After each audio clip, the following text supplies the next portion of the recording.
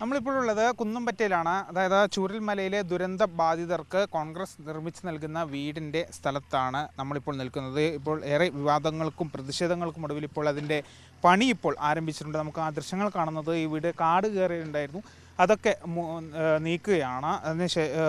ഇതിപ്പോൾ ഇവിടെ വീടിൻ്റെ സ്ഥലം, അതായത് ഒരു വീടിൻ്റെ സ്ഥലങ്ങളൊക്കെ നിർണ്ണയിച്ച് അതിൽ കുറ്റി അടിച്ചതിന് ശേഷം അത് ഇതേ രീതിയിൽ നമുക്ക് ഈ ദൃശ്യം കാണുന്ന രീതിയിൽ ഇങ്ങനെ കയറ് കെട്ടിവെക്കും, കുറ്റി അടിച്ചിരിക്കുകയാണ് ഇപ്പോൾ ഉള്ളത്. അങ്ങനെ 51 വീടുകളാണ് ഈ ഭാഗത്ത് നിർമ്മിക്കുന്നത്.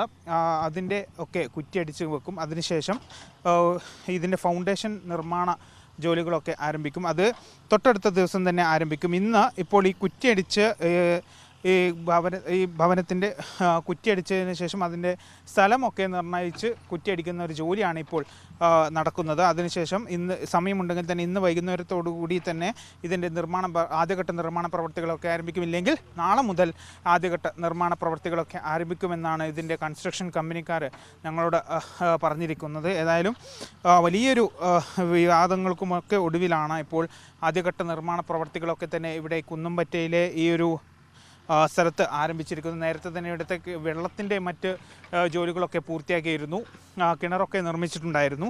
അതിനുശേഷമാണ് ഇപ്പോൾ ഈ ജോലി ഇപ്പോൾ ആരംഭിച്ചിരിക്കുന്നത്. ഇപ്പോൾ നമുക്ക് കാണാം, ഈ ദൃശ്യം കാണുന്നത് പോലെ തന്നെ ഈ നിർമ്മാണ കമ്പനിയുടെ എഞ്ചിനീയർമാരൊക്കെ ഇവിടെ എത്തിയിട്ടുണ്ട്.